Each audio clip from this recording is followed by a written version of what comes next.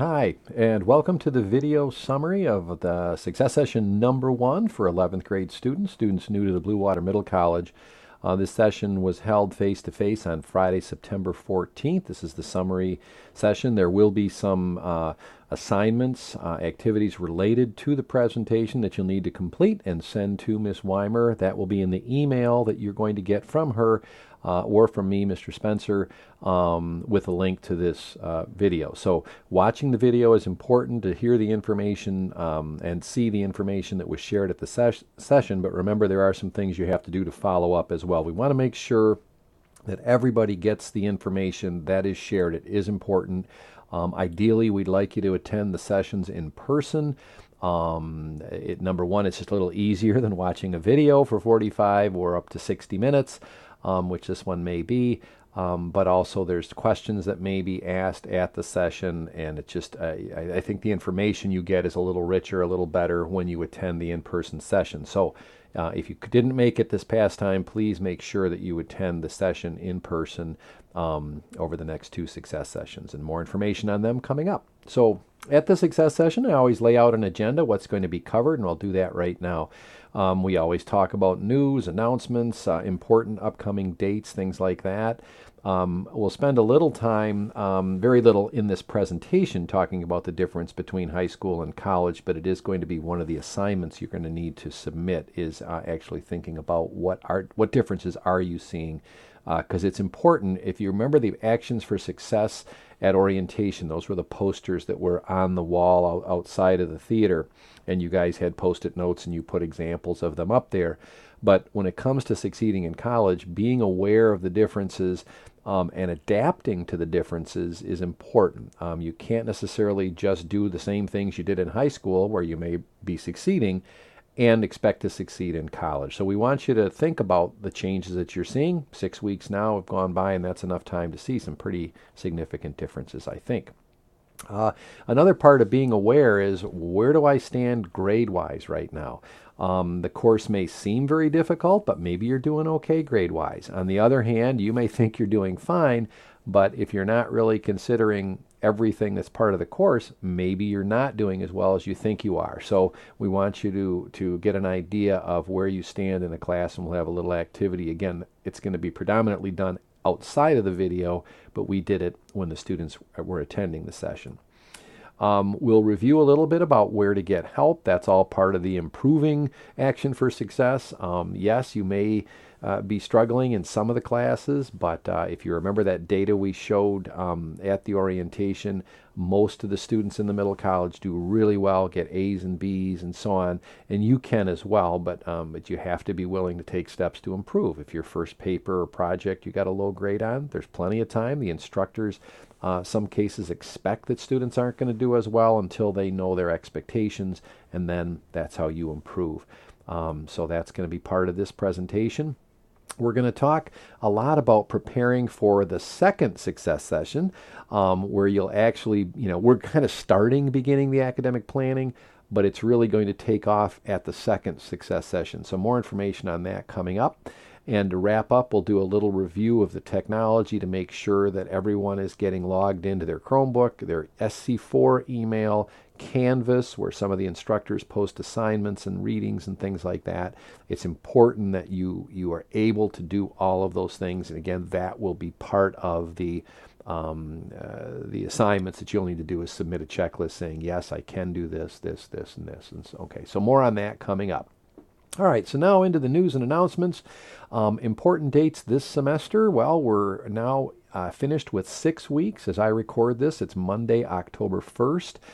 That means there are still 10 weeks to go. So plenty of time to go. If you're doing well, that's awesome. Just keep rocking the way you're going. If you're struggling and some of your early grades coming in are not as high as you'd like them to be, then take steps to get help, and we'll talk about that a little bit later. Early alert grades are actually posted, need to be posted by tonight at midnight. So when we had this session, it was a couple of weeks ago, And at that point, it was, the early alert grades were still 2.5 weeks away. But instructors are supposed to have a grade in your service center. And when you log into the service center, you'll see a link to clicking on grades. And then you should see either today or tomorrow for sure, midterm grades. And those are called early alert grades.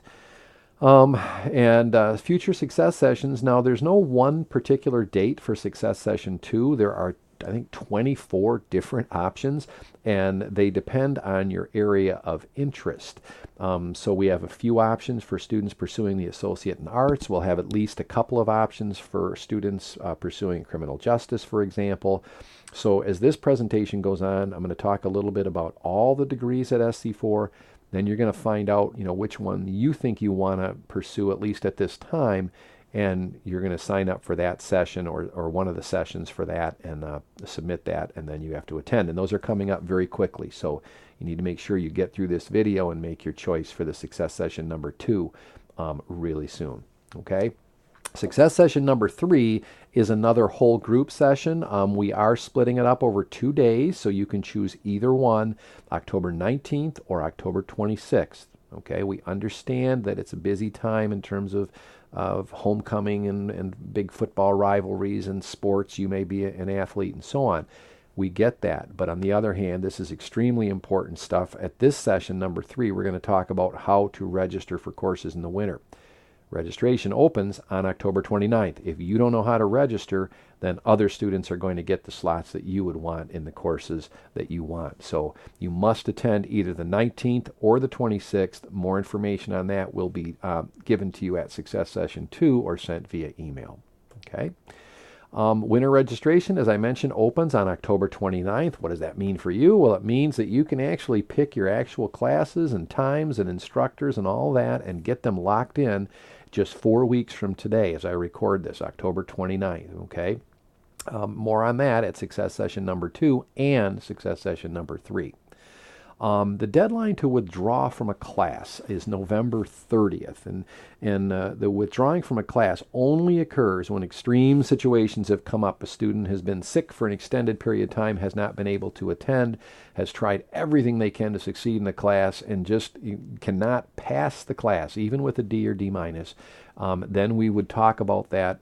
We should talk much before this, but we would have to work with the student in November, and potentially, if approved, the student could withdraw. But you've got almost the entire semester to decide whether or not you need to withdraw. So whatever you do, and you'll hear it from me later, don't start thinking about, oh, this class is too much, I can't do it, I need to just drop it. That's not an option right now. So don't think that way. The other thing, what you need to do is get help, though. We don't want you to feel like you're on your own on this. You've got to come see one of us, and we'll help you get a plan, okay?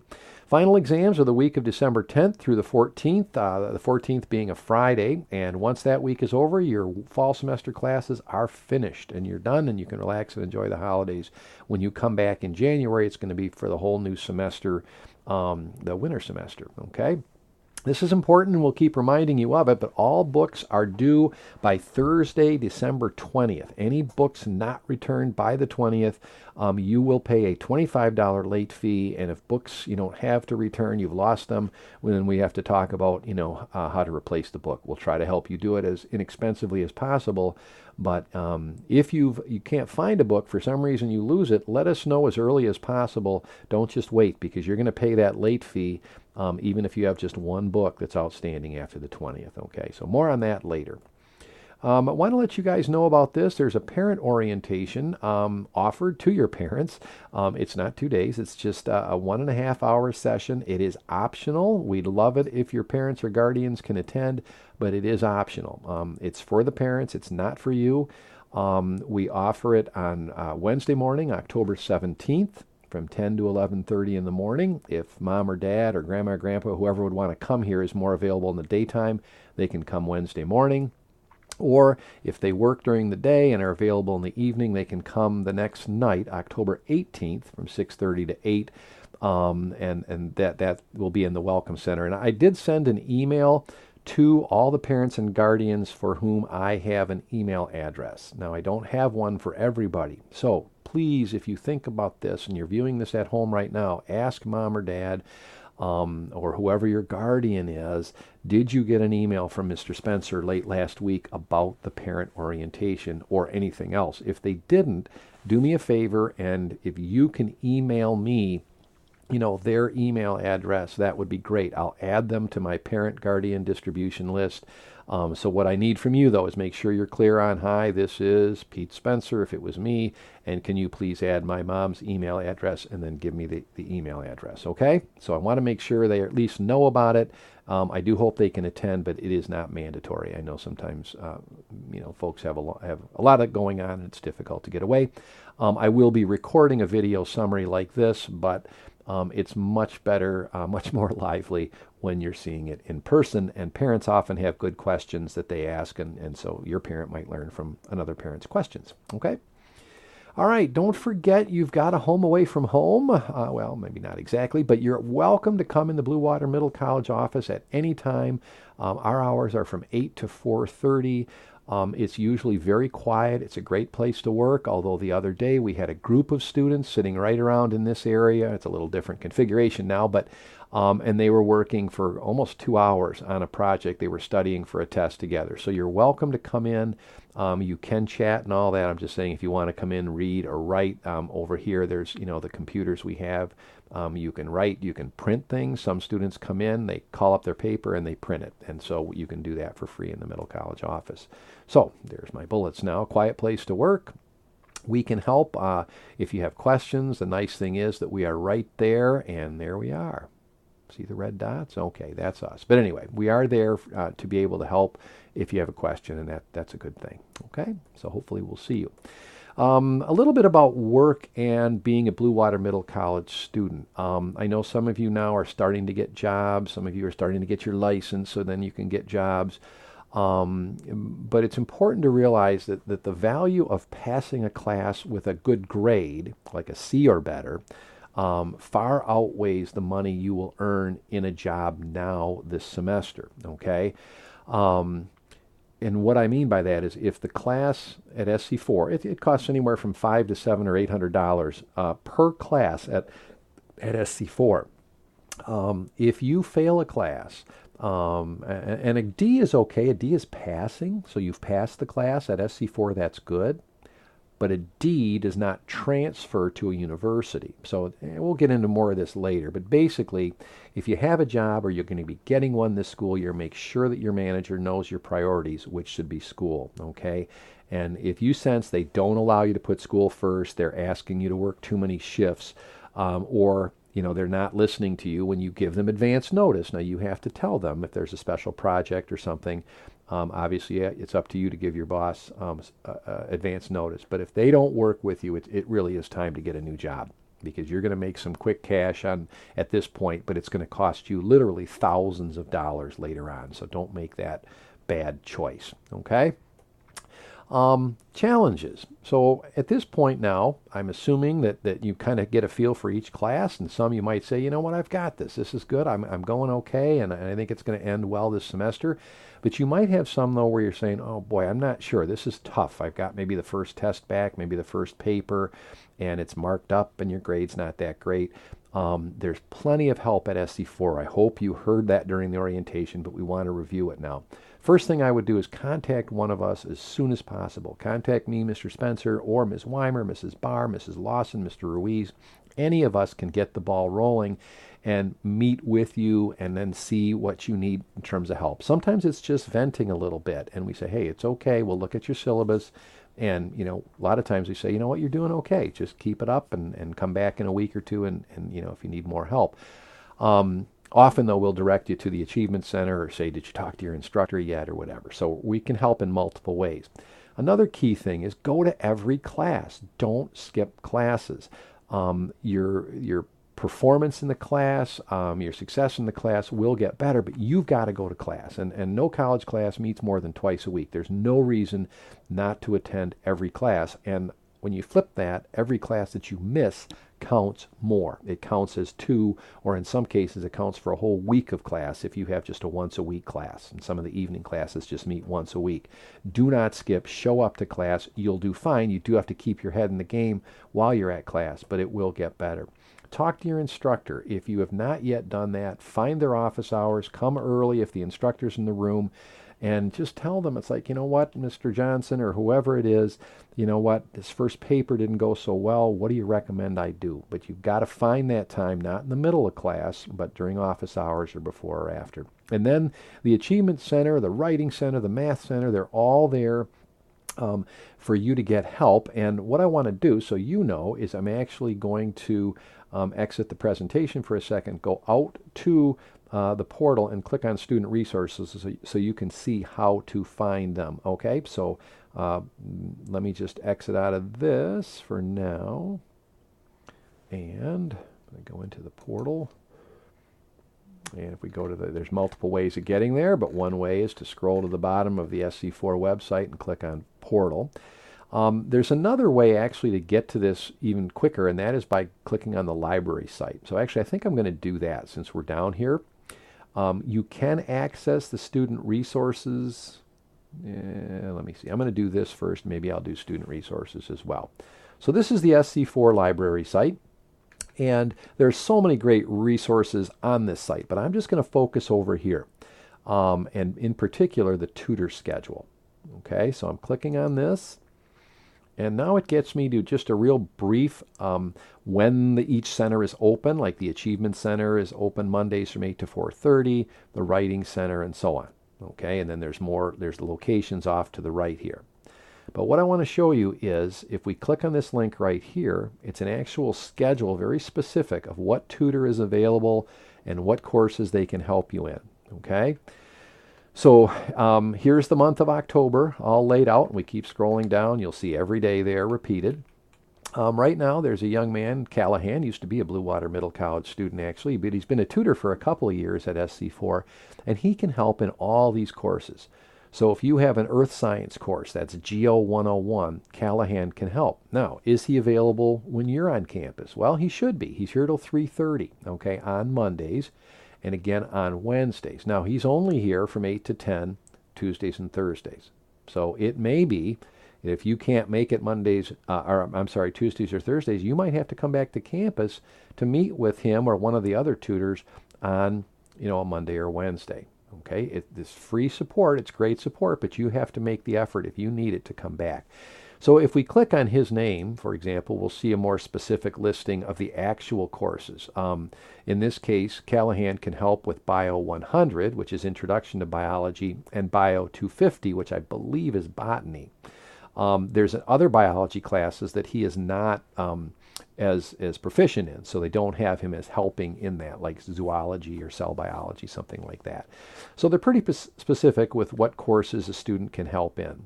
Okay, so I'm going to go back to the tutoring. I just wanted to show you that was there, and you can just scroll through and you'll find tutors that you like and some that maybe you don't like as much, so you want to find the ones that you do. But that's here. It's on the library website. Okay, now I do want to go back to, I was going to go to the portal, and I do want to go to that. And I am going to sign in as Mrs. Barr, because Mrs. Barr has, whoops, not that, hold on.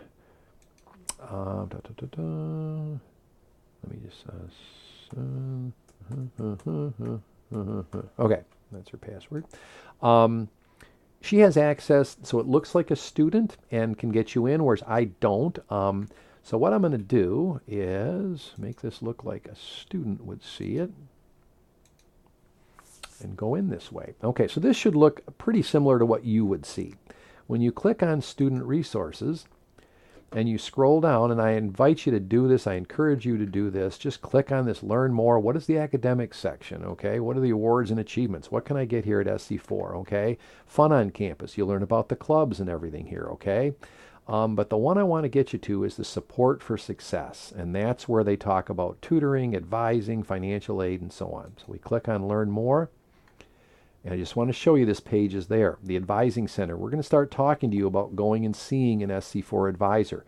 You can schedule an appointment right from the web if you want, or you can call the number to schedule it, email them, or just walk in the Welcome Center, second floor. Okay? So all that information is there.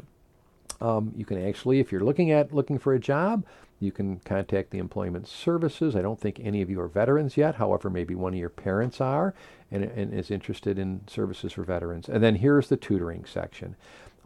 Basically, this would get you back to where we were. But so I wanted to just show you more information on the library, the bookstore, and so on. Okay?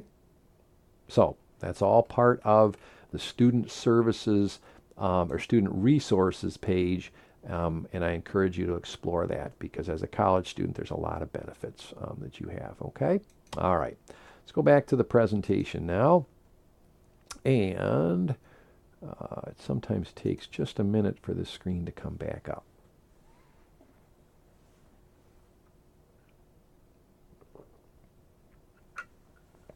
So, pardon me while I get a sip of water. But don't put up with not doing well in the class, okay? You've got help. Now, you're going to have to do the work, but still, we're going to help you find the resource that'll help you understand the content. Okay, so back to this screen. Talk to your instructor, get help. We did that with the demo. And again, withdrawing from a class is not an option. There are serious consequences when you withdraw from a class. And especially as an 11th grader, you don't want to even think about not completing one of your classes. If you remember the data I showed you at orientation, you might not, but it was 97% of the credits our 11th graders attempted, they earned. So you can do it too. Okay? All right. At this point in the presentation, the face-to-face, I put a few questions on the screen, which I'm going to do for you too, but obviously being that everyone's watching this separately, this is going to be an activity you can do after the video, or you can do it right now. It is going to be part of the assignment related to this. But the idea is over the next 2 years, 2.5 years, you're going to have your feet in two academic worlds. I guess it's two because high school and college, okay, so through 12th grade. It's important that you understand the differences between the two. You don't want to, again, as I said, kind of use some of the same strategies you use in high school or things that you don't do in high school and expect to succeed in college. There's different skills needed, different expectations in terms of your writing and getting work due on time and so on. Okay, and maybe you're already seeing that. So here are the questions I'm going to want you to answer, and you're going to do that in writing and submit your answers as part of all the assignments to Ms. Weimer. Okay, so information on this will be part of the email that is sent to you with a link to this video. But they're asking students to consider what are some of the early differences you're observing between high school and college classes, what's different in general, how are the expectations of your college instructors different from the expectations of a high school teacher. And this one kind of links to that question. What types of things are you being assigned in college? And are they different than what you might get in high school? And do you have to tackle them? Do you have to approach them differently than high school? And maybe they're similar. Maybe they're the same. Maybe it's a little too early to answer that one. But I think you're already seeing some differences between, the classrooms in general and the instructors and so on. So I want you to think about that. And it's just important to be aware and conscious of it, that you can't always do things the same way. Okay? There's something else to be aware of, and that is a key action for success. Not only knowing the differences, but how specifically are you doing in each class?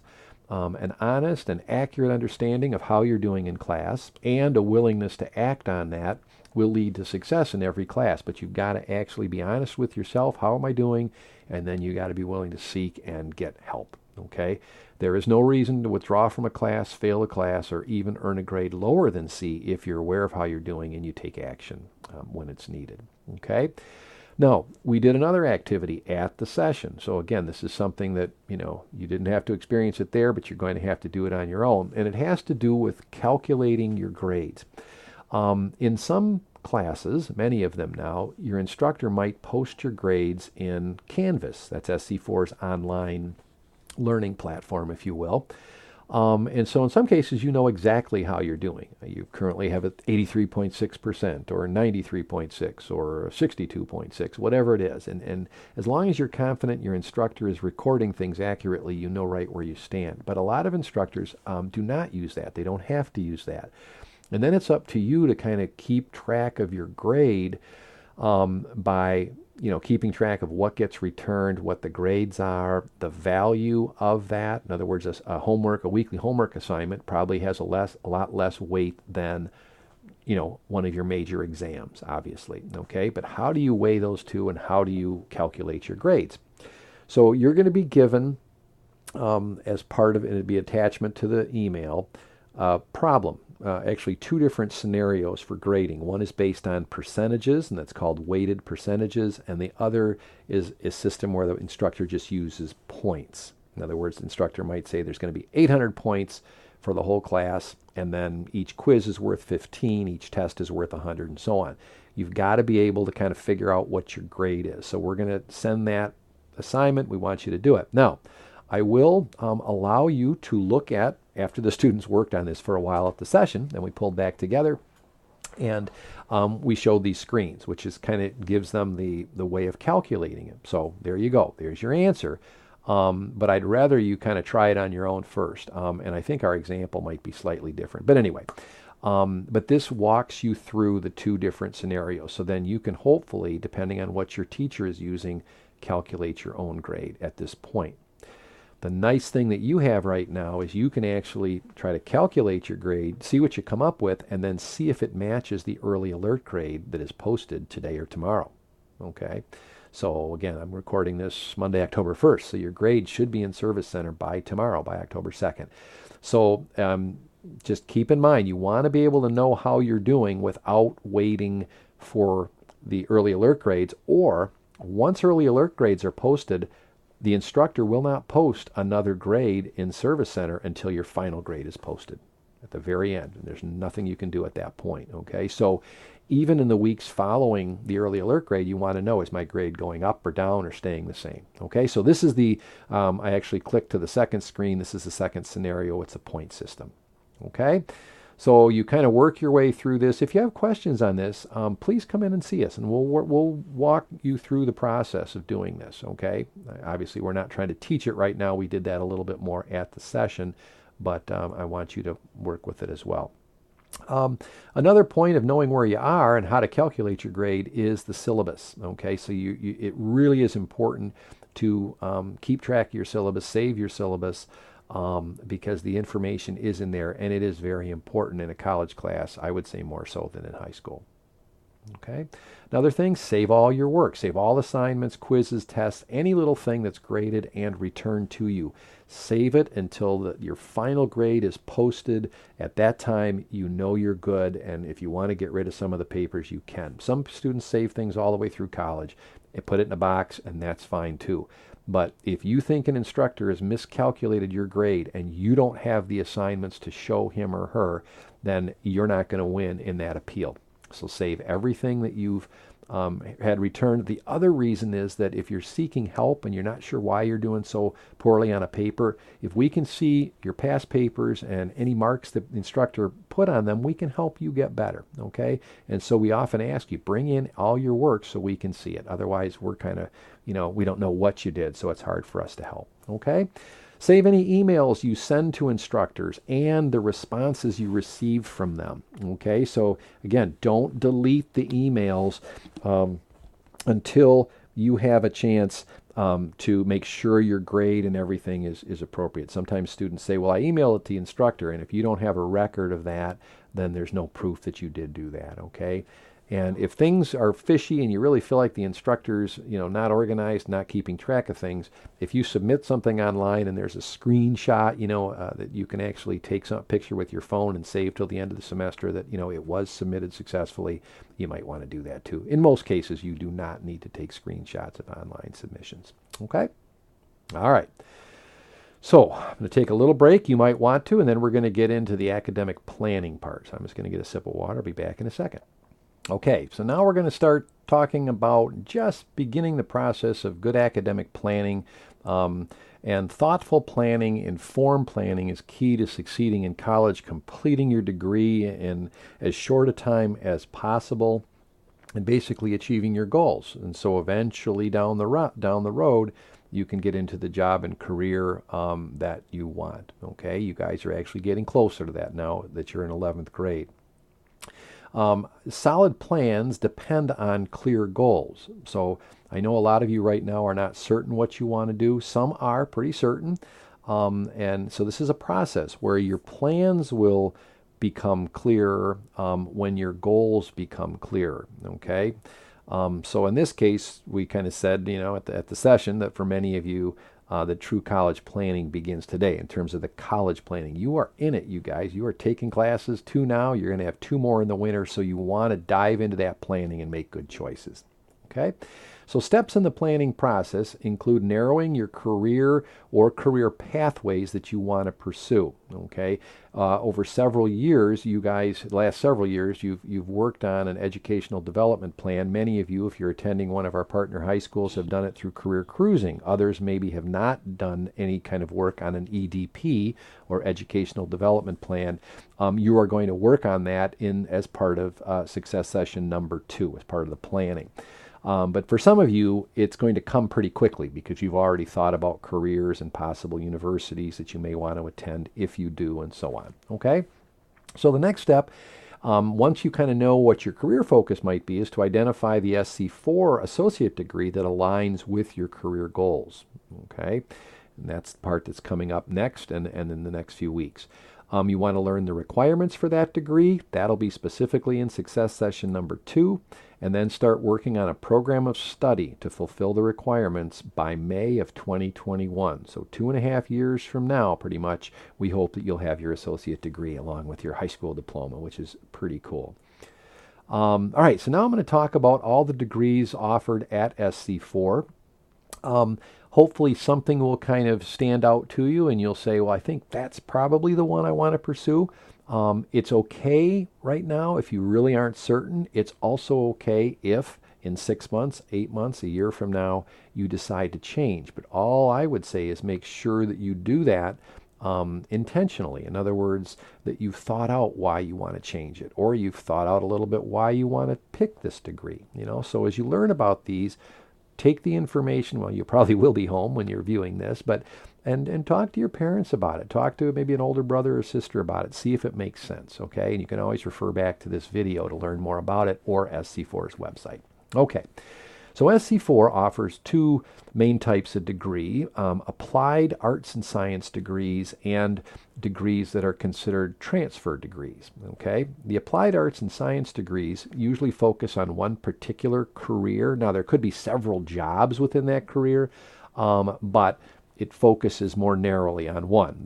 For example, and we'll get to this, but they have a criminal justice career, and it can focus on law enforcement, homeland security, and so on. But it's criminal justice, so it's fairly narrow. Okay. The courses in the applied arts and sciences degree, often just referred to as the applied degrees, are very specific to that career, and so therefore they're less likely maybe to transfer to a 4-year university, which the 4-year universities require more general education courses for newer students. So more on that, a little bit later. But just so you know, the applied degrees less likely, doesn't mean they won't, but the courses are less likely to transfer to a 4-year university. On the other hand, the transfer degrees, the required courses, many of them are not targeted to one particular career. For example, the Associate in Arts degree is designed to transfer onto a university, and a student going into things as varied as law or advertising or the fine arts as well, all could and probably should pursue the Associate in Arts degree, and the courses that you'll take are more likely to transfer to a university, and then when you get to the university is when you will specialize more, if that makes sense. Okay, so general education requirements for 4-year universities can usually be, or they can be completed with the degree. Okay, so I'm going to talk about the transfer degrees first. So now I'm going to go through all the degrees that SC4 offers, just spending a brief, not even a minute on each one.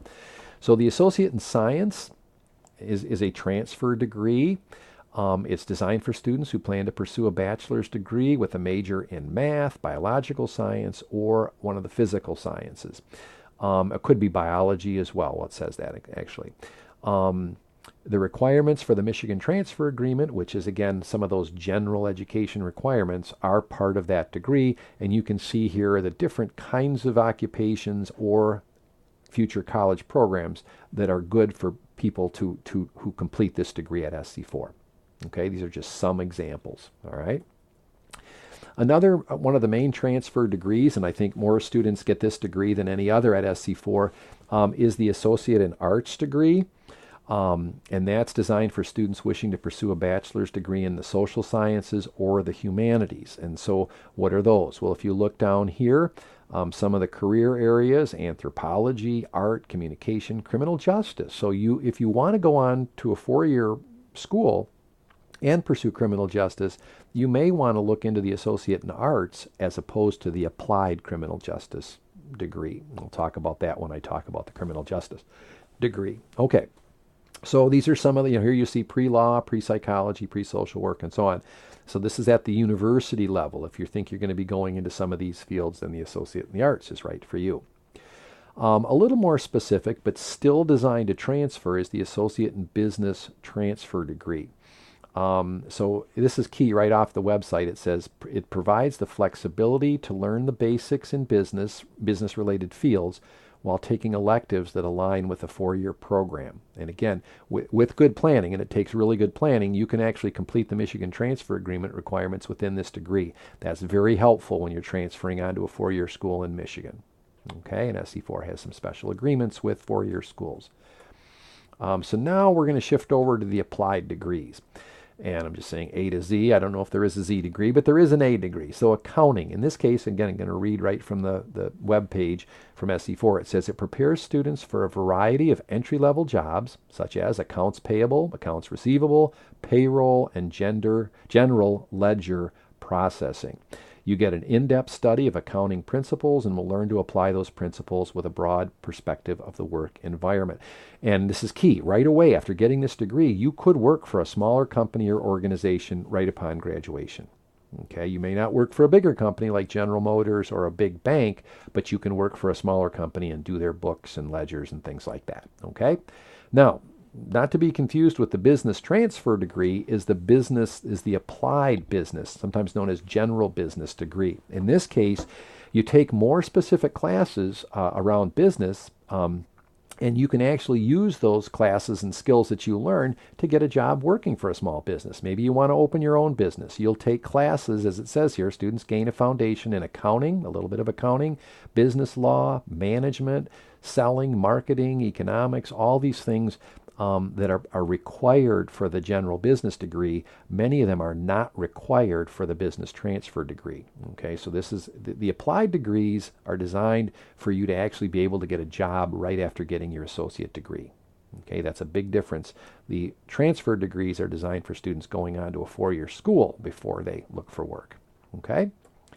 Management degree, that's a separate degree. It is business related, but in terms of, as it says here, students gain skills in interpersonal relationships, conflict management, and personal accountability. So if you wanted to manage a store, whether it's retail, a clothing store, a bike store, or you wanted to manage a restaurant, having a management associate degree would definitely give you a leg up in being hired as a manager and not just as a worker at the company. Okay. Marketing degree, again, business related, but more specific on marketing. And it says from the website, you will learn how to build a website that sells, develop a marketing plan, make sales presentations in a professional manner. Okay, it says your career based on this degree may take you to an entry-level position in internet marketing, sales, advertising, public relations, promotions management, retailing, or customer service. Okay, so it's a little bit more on the advertising, getting the word out, fun events, things like that with marketing. Now we're getting more to the health sciences. Again, these are applied degrees. The associate degree in nursing. It should say ADN, not AND, but that's what spell check or spell correction does. Sorry about that. Students completing this degree can test for their RN, registered nursing certification. Middle college students who plan carefully can apply to the ADN program in 12th grade. You would actually begin it in grade 13. So you cannot just put yourself in the associate degree in nursing program, but there are prerequisites that you can complete as a middle college student. So if you think you're going into nursing, make sure that you attend the sessions related to the ADN, associate degree in nursing program. Another health-related program, one that doesn't require you to do as many of the medical procedures that nursing would, is health information technology. It says students learn the skills to assemble and organize patient medical information into electronic health records. And I'm going down to the third bullet now. Entry-level positions for graduates of this program are available in healthcare settings as well as non-traditional settings such as law firms, insurance companies, and pharmaceutical companies, because you leave with a good understanding of health information and records and all that stuff. So if you want to be in the health field, which is a huge field, but not necessarily the personal health care, that might be something you'd want to consider. Radiologic technology, it's another applied degree, prepares you with knowledge and skills in anatomy, patient positioning, exam techniques, equipment protocols, in other words, how to run the equipment, safety procedures, and basic patient care. Basically, this is x-rays, so you're learning how to take x-rays and make sure that the x-rays are done well enough where a radiologist, who's a doctor who reads x-rays, can actually read them. Okay. An MRI, magnetic resonance imaging. You can get an applied associate degree in magnetic resonance imaging. This is one of those things like the radiologic technology program. You have to apply and be admitted to the program. So you would actually start the program in grade 13 if you have all the prerequisites done, and we'd help you learn what those are. In this case, MRI is like an X-ray, but it's a whole different machine and a little different science. And they are two different programs. Some people get certified in both, but you'd want to learn about the difference between the two and see which one you might want to do. Okay. The allied health degree is not really one for you guys yet. It's designed for students, for people who are already certified as a paramedic or a radiologic technician, but yet they don't have an associate degree. So this is a way of them getting the requirements that they would need for an associate degree. So as it says, this degree is not available to middle college students while they are in the middle college. It could be something that you get in the future. We do have students who pursue the paramedic degree, and if they don't get the degree, then maybe they can finish it up later with an allied health degree. Okay. Now on to computers. There's not a whole lot more to go, but there's a few. So if you're interested in computers, there's several different applied or associate degrees, computer information systems degrees. You gain hands-on experience with computer software and hardware to prepare you to work in a variety of business environments. This is more of a general, it's not programming, it's not internet development, it's a little bit more general use of computers. Okay. There is a Computer Information Systems, a CIS networking degree. This prepares students with the skills needed to manage and secure computer networks. And then there's several areas that you can get certifications in. These are new to me. I'm not a computer person, but I have heard the words Linux, A+, and so on. And they do have an agreement, SC4 does, that they can help you transfer well to Eastern Michigan to get a bachelor's degree. So they'll work with you on that. If you want to program and write software and apps, then you might be interested in the applied programming degree. And then finally, there's a CIS web development.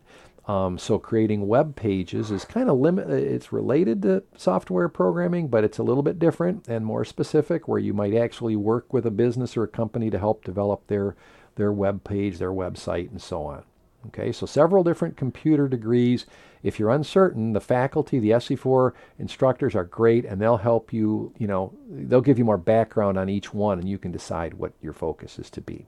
Okay, now to criminal justice. I mentioned I would talk about that later. The criminal justice applied degree at SC4 is a 2-year degree. It's designed for students who want to get to work right away in the field of criminal justice. It does not include the academy, but it does give you the associate degree, and you can focus in different areas. Corrections, which would be like probation and prisons and so on. A generalist is just kind of a broad, you understand criminal justice in general. You're going to focus more later. There's a law enforcement focus and a homeland security focus. And they do have a great mutual agreement with Ferris State University to help students move on and get a bachelor's degree. So this is one where the credits can transfer well, at least to Ferris State. Okay, so if you're thinking of criminal justice. And then now some of the engineering to wrap up. Engineering technology, there's one that focuses in electronics. Okay, where if you like wiring, whether it's a house or a big factory, this will give you the skills you need to get at least a starting level job in electronics. There's engineering graphics and CAD, computer-aided design or computer-assisted design. So you're working a lot on a computer with some of the latest computer design software. This is not graphic arts or graphic design, but it's engineering graphics. It's more designed for parts and designing parts for machines and so on. Okay. There's an engineering technology mechatronics program. The Tech Center out at Reese's Tech Center actually has a program in mechatronics. Students can continue or start from scratch and learn how to program and use robots and hydraulics and the electrical control system and so on. So you do a lot with robotics and that with the mechatronics degree. And then precision machining is where you're actually making the metal parts that might make up a robot or whatever. So you'll learn how to take a design and actually create a part out of metal or plastic or whatever it might be. But someone's got to actually make these parts, and some of them have to be extremely precise, and that's what you learn in precision machining. Again, these engineering jobs are in high demand, and if you leave here with an associate degree, you might be 19, maybe 20 years old, and you have a great chance of getting a well-paying job. Okay. Welding and fabrication, one last one from the engineering field. So if you like to weld, you'll learn several kinds of welding and how to put metals together. That's really what welding does. You'll learn how to cut metals, but also how to weld them together. Okay, again, great job, high need for welders, and so on. So then now graphic design is a little more on the artistic side as opposed to the engineering graphics. If you like to design things using like Photoshop or other software, this might be one for you. Again, it's an applied degree. You're going to take a lot of courses learning these software and using these, and then you can go out and market yourself to a company that does graphics, whether it's a sign company, a t-shirt company, or maybe a bigger graphics company that needs people who understand how to create cool things on a computer. Okay? So now, so those are all the degrees very quickly. I know not everyone is interested in all of them, but hopefully you might have seen something that sparks your interest and says, that's the one I think I want. And then you can just learn more about it. So that brings us to success session number 2, and the next steps in the creation of your plan, your program of study. And so with that, I'm going to go back to this slide. In the email that you're going to get with a link to this presentation, there is going to be a link to a Google form.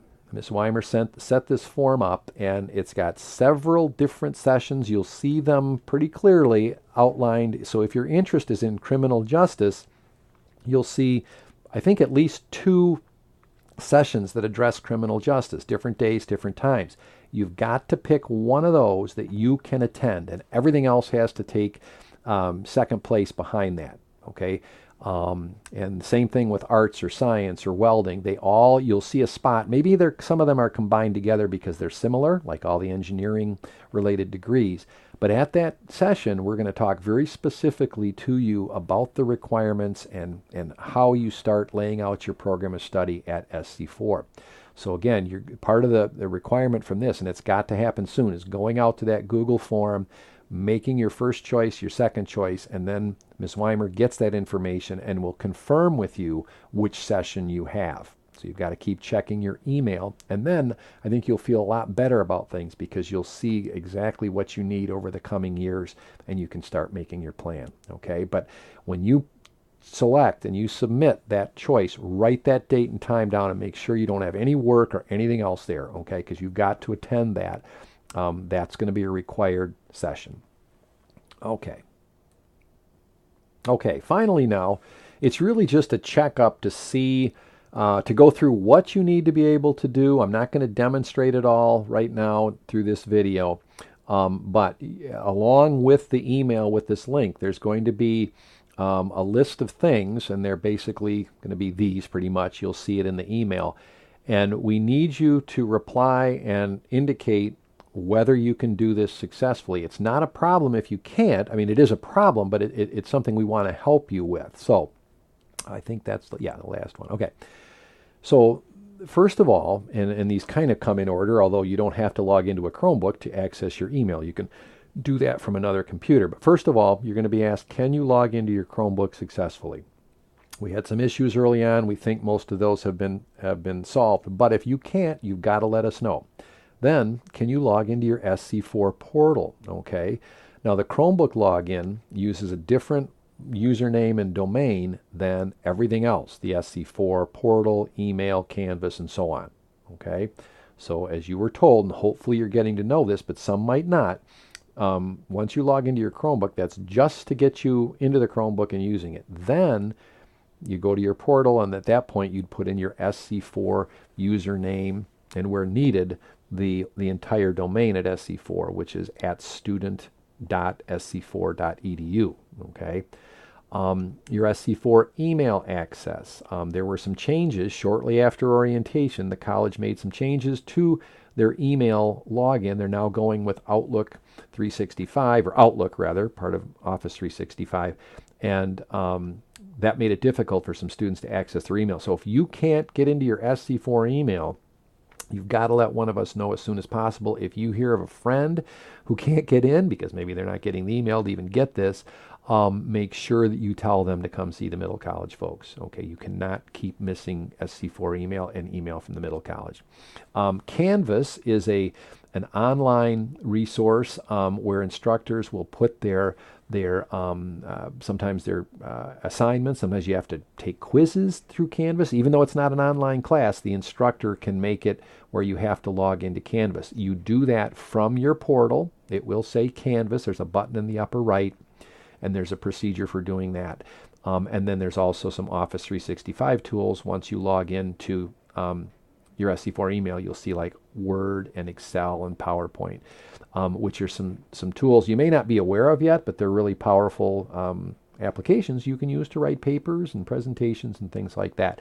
So what we want you to do is indicate on this little checklist or survey which of these can you do them, yes or not, and then either we'll reach out, or you should not wait. You should reach out to us and say, hey, I realize I've never done this Canvas thing. What is it? And come in, and one of us will help you. Okay? So that's on you. We want to help, but we don't know what you need help with, okay, now that we don't see you guys very much, okay?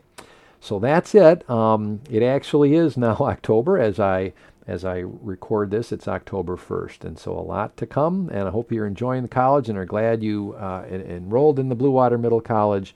So we'll be around to help, and let me know as soon as possible. And you do need to follow up with the assignments, okay? Thank you.